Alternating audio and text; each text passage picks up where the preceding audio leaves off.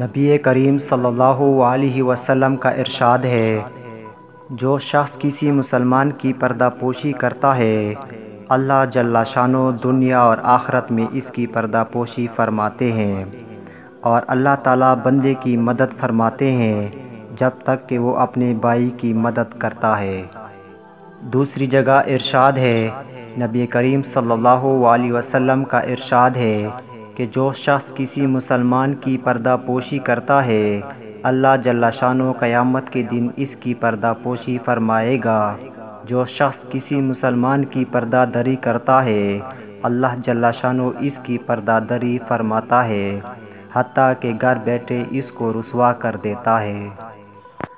فائدے میں لکھتے ہیں، نبی کریم صلی اللہ علیہ وسلم کا ارشاد ہے کہ جو شخص ایسے وقت میں مسلمان کی مدد نہ کرے کہ اس کی ابرو ریزی ہو رہی ہو، تو اللہ جل شانہ اس کی مدد سے ایسے وقت میں آغاز فرماتے ہیں